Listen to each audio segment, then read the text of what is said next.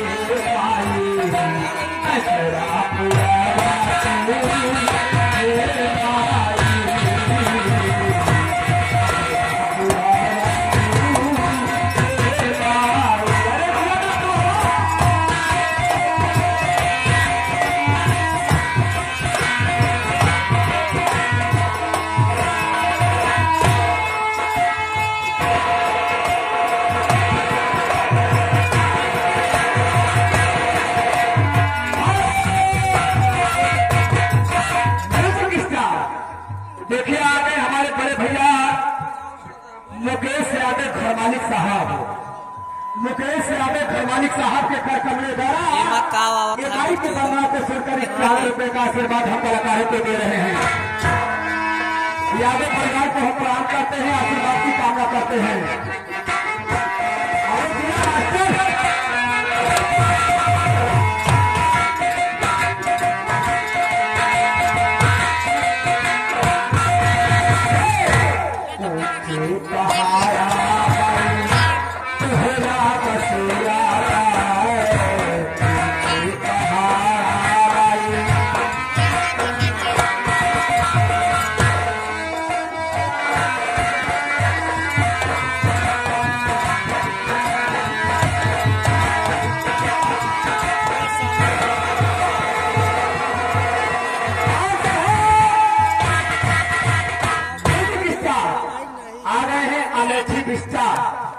Amethi vista भैया की कर कमलों द्वारा 21 रुपए का आशीर्वाद हम कलाकारों तक पहुंचा रहे हैं।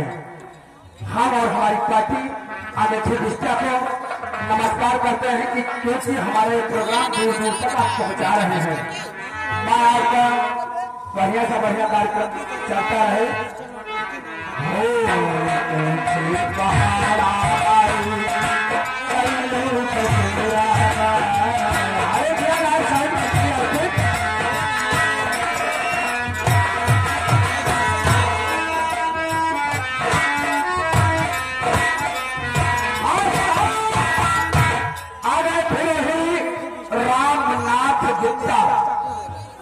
रामनाथ गुप्ता हमारे राजा राम मास्टर के परम मित्र, आपकी तरफ से 100 रुपये का आशीर्वाद आया हुआ है हम कलाकारों के लिए।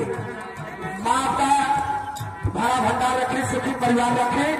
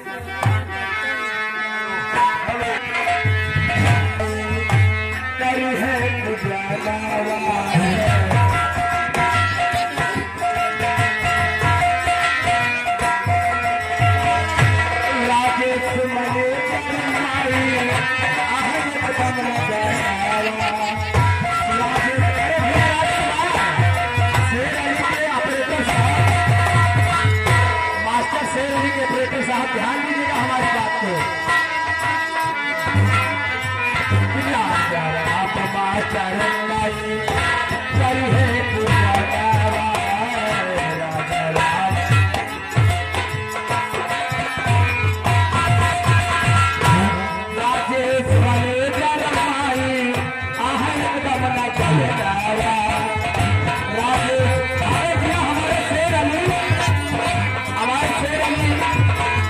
भैया के तड़का में डाले 11 किया अरे प्रमोदम के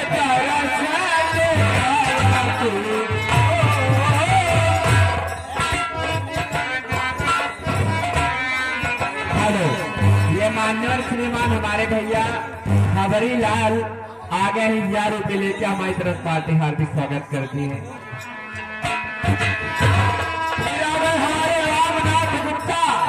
रामनाथ गुप्ता जो कि हमारे मास्टर राजा राम के परम मित्र हैं, उनकी तरफ से 100 रुपये का पुरस्कार आया हुआ है। हेलो, ये आगे मान्य श्रीमान हमारे अमेठी निष्ठा की तरफ से यारों के लिए हमारी तरफ से हार्दिक स्वागत करती है।